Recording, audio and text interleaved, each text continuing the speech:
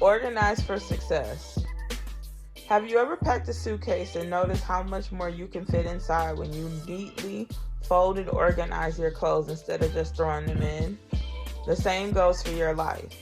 The better you organize yourself, the more you'll be able to pack in. More time for your family and friends, more time for school, more time for yourself, more time for your first things. Plan weekly.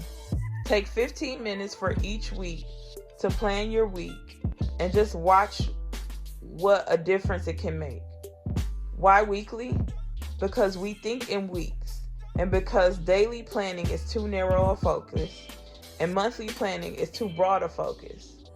Once you have a planner of some sort, follow this 3-step weekly planning process. Step 1, identify your big rocks. At the beginning and end of each week, sit down and think about what you want to accomplish for the upcoming week. Ask yourself, what are the most important things I need to do this week? I call these your big rocks. They are sort of like mini goals and should be tied to your mission statement and long-term goals. You might come up with the list of big rocks that look something like this.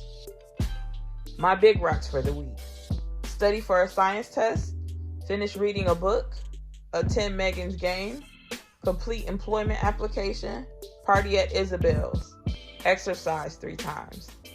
Another way to identify your big rocks is to think through the key roles of your life, such as your role as a student, friend, family member, worker, individual, and whatever else you do, and then come up with the 1 or 2 most important things you want to get done in each role.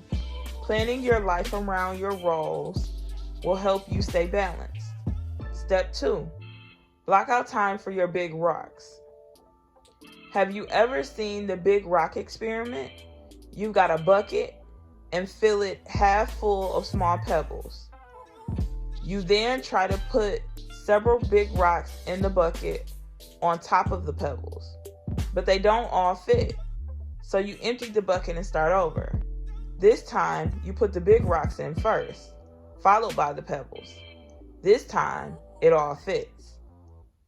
Big rocks represent your most important things. Pebbles represent all the little everyday things that suck up your time, such as chores, busy work, phone calls, and interruptions. During your weekly planning sessions, block in time for your big rocks by booking them in your planner. For example, you might decide that the best time to get started on your history final is Tuesday night, and the best time to call your grandma is Sunday afternoon. It's like making a reservation. Step 3, schedule everything else. Once you have your big rocks booked, schedule in all of your other little to-do, daily tasks, and appointments. Here's where the pebbles go. You might also want to look ahead on your calendar and record upcoming events and activities like a vacation, concert, or birthday.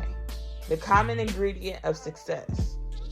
In the final analysis, putting things first takes discipline.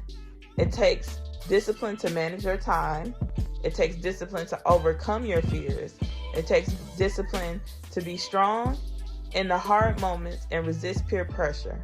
A man named Albert E. Gray, who spent years studying successful people, concluded that all successful people have the habit of doing the things failures don't like to do. They don't like doing them necessarily either, but their disliking is subordinate to the strength of their purpose. I enjoyed this chapter because I'm a person who very much depends on my Google Calendar. So I tell my friends, I tell everybody, whether it's a doctor's appointment, a hair appointment, or just meeting up with people that I care about, that if it doesn't make it to my Google Calendar, 9 times out of 10, it doesn't exist.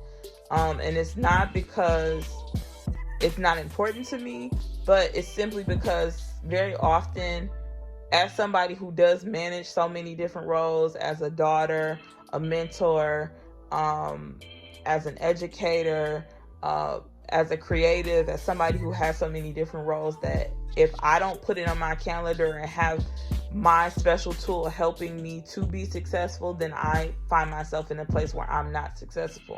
So part of it is I got into a season of my life where I wasn't using my calendar the way that I needed to. And that was a lack of discipline on my part. And I found myself missing out on things and missing appointments. So I agree, it does take a level of discipline and a level of honesty with yourself in order to be successful.